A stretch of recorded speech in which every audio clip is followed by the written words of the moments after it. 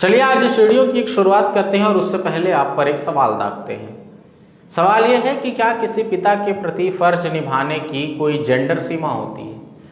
क्या अंतिम संस्कार या अंतिम वक्त में कंधा देने का अधिकार सिर्फ बेटे का है, बेटियों का नहीं?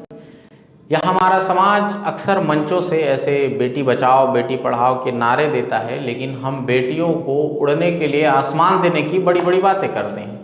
लेकिन जब उसी बेटी को अपने दिवंगत पिता के अंतिम संस्कार का हक मांगने की नौबत आती है, तो समाज के स्वघोषित ठेकेदार धर्म, परंपरा और रिवाज का ढोंग रखकर खड़े हो जाते हैं। और आज की ये खबर सिर्फ बिहार के एक छोटे से गांव की घटना नहीं है, यह भारत के उस बदलते हुए समाज की कहानी है जहां एक तरफ सदियों पुरानी बंदिशें हैं तो दूसरी तरफ अपने पिता के सम्मान के लिए हर दीवार तोड़ देने वाली 3 बेटियों का अटूट हिम्मत है। बिहार के मुजफ्फरपुर जिले के एक गांव जिसका नाम है घसौद गांव। ये कहानी आपको झकझोर कर रख देगी, क्योंकि ये कहानी उसी गांव की है। कल्पना कीजिए कि आप एक गांव की सकरी गली में प्रवेश कर रहे हैं और घर के बाहर 65 साल के बुजुर्ग की डेड बॉडी रखी है जिसका नाम दुर्गा साहनी है। पार्थिव शरीर पड़ा हुआ है उनका। घर में कोहराम मचा हुआ है, चीख पुकार है, लोग रो रहे हैं, लोगों का रो रो कर हाल बेहाल है और तीनों बेटियां अपने पिता के बेजान शरीर को देखकर बिलख रही हैं। इस बीच घर के बाहर खड़े लोग फुसफुसाते हैं कि अरे भाई, दुर्गा साहनी का तो कौनो बेटा नहीं है, ये को कंधा कौन देगा, उसका अंतिम संस्कार कौन करेगा? बेटियां तो अंतिम संस्कार कर नहीं सकती, बेटा नहीं है, कैसे होगा? आखिर कंधा देगा कौन, मुखाग्नि कौन देगा, क्रियाक्रम कौन करेगा? कुछ रिश्तेदार पट्टेदार सामने आते हैं, और ऐसे रिश्तेदार जिनका दुर्गा साहनी के साथ लंबे समय से जमीन और संपत्ति को लेकर विवाद चल रहा था, वे दुहाई देने लगते हैं कि शास्त्रों में, परंपराओं में बेटियों का शमशान जाना, मुखाग्नि देना वर्जित है, सख्त मना है। लेकिन बेटियां जानती थी कि जिस पिता ने उन्हें अपने सामने पाला है, उन्हें कंधे पर बिठाकर घुमाया है, आज जब उनके पिता ने दुनिया को अलविदा कह दिया तो वे उस फर्ज को जरूर निभाएंगे। जिस कंधे पर चढ़कर उन्होंने दुनिया देखी है, उस पिता को अपने कंधे पर कंधा जरूर देगी और शमशान घाट जरूर ले जाएगी। ये तीनों बहनों ने मिलकर ठान, और जब ये ठान लिया तो तीनों बेटियां अपने पिता की अर्थी तैयार करने और कंधा देने के लिए आगे बढ़ी। और जैसे ही वो आगे बढ़ी तो विरोध की एक आग भड़क उठी। रिश्तेदारों ने रास्तों में अड़ंगा लगा दिया कि बात ऐसी है कि भाई, लड़कियां कंधा नहीं दे सकती, बेटियां कंधा नहीं दे सकती। और यहीं तक सीमित नहीं रही बात, झगड़े तक पहुंच गई, बहस, भारी बहस तक पहुंच गई और तनाव इतना बढ़ गया कि मानो अब ऐसा लगा कि अब दुर्गा साहनी की अंतिम यात्रा अधूरी रह जाएगी, नहीं हो पाएगी। सोच कर देखिए, एक तरफ अपने पिता को खोने का असहनीय जो पीड़ा होता है वो, और दूसरी तरफ समाज और अपनों की संवेदनहीनता का नग्न प्रदर्शन। जरा सोच कर देखिए, वो रिश्तेदार जो जीवित रहते दुर्गा साहनी का हाल पूछने नहीं आए, जो संपत्ति के विवाद में अदालत के चक्कर कटवाते रहे, ये वही लोग हैं जो मृत्यु के बाद धर्म के रक्षक बनकर बेटियों के सामने दीवार बनकर खड़े हो गए। ये कैसी विडंबना है, ये कैसा मजाक है, ये कैसा समाज है जहां लाश सामने पड़ी हो और लोग परंपरा का हवाला देकर बेटियों के आंसुओं का अपमान कर रहे थे। लेकिन वो कहावत है ना कि जब अंधकार गहराने लगता है तो कहीं ना कहीं से उम्मीद की किरण फूटती है। इस घटना में भी कुछ ऐसा ही हुआ। जब माहौल बिगड़ने लगा तो गांव के मुखिया अखिलेश राम मौके पर पहुंचे।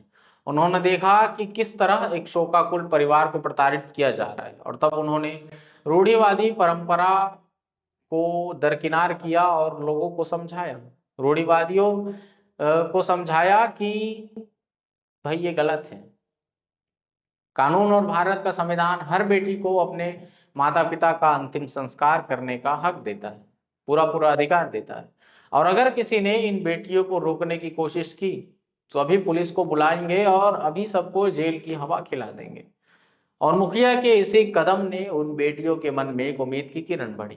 कानून का सख्त रुख और मुखिया अखिलेश राम का ये बड़ा फैसला सुनते ही विरोध करने वाले जो रिश्तेदार है वो पीछे हट गए, और एक एक करके लोगों ने अपना मुंह बंद किया। और उसके बाद तीनों बेटियों ने और साथ में एक नाती ने अपने पिता की अर्थी सजाई और ससम्मान उन्हें कंधा देकर शमशान घाट लेकर जाया गया।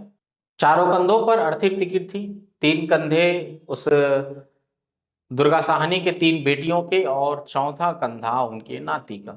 जब तीनों बेटियां अपने पिता के अर्थी को कंधों पर उठाकर ले जा रही थी और गांव की गलियों से गुजर रही थी, तो पूरे गांव के कदम थम गए। देखने वालों की आंखें नम थी। जो लोग कल तक बातें बना रहे थे वो भी इस मंजर को देखकर स्तब्ध लग रहे हैं। लेकिन कहानी यही खत्म नहीं होती। सबसे भावुक कर देने वाला वो पल आया जब चिता सज चुकी थी और अंतिम विधि विधान का समय आया। पंडित जी ने पूछा कि भाई अब अंतिम संस्कार करने का समय आ गया है, मुखाग्नि कौन देगा?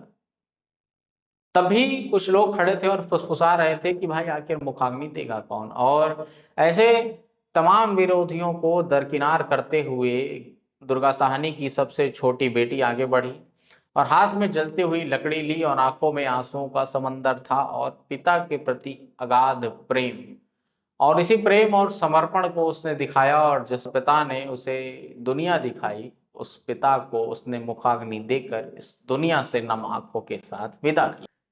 और सबसे बड़ी बात आप जानते हैं, जो रिश्तेदार जो पट्टीदार ज्ञान दे रहे थे खड़े होकर कि भाई बेटियां ऐसा नहीं करती, बेटा होता है घर का वारिस होता है वही मुखाग्नि देता है, वो शमशान घाट झांकने तक नहीं पहुंचे।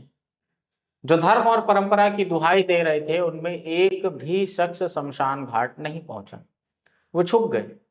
लेकिन तीनों बेटियों ने अपनी पिता की हर अंतिम फर्ज को पूरी गरिमा और निष्ठा के साथ, पूरे विधि विधान के साथ पूरा किया। उसने बेटी होने का फर्ज निभाया। शायद आज के समय में बेटा कपूत निकल जाता है, लेकिन बेटियां अपना फर्ज जरूर निभाती हैं। वो 2 परिवारों को लेकर चलती है, अपना ससुराल भी और अपना मायके भी।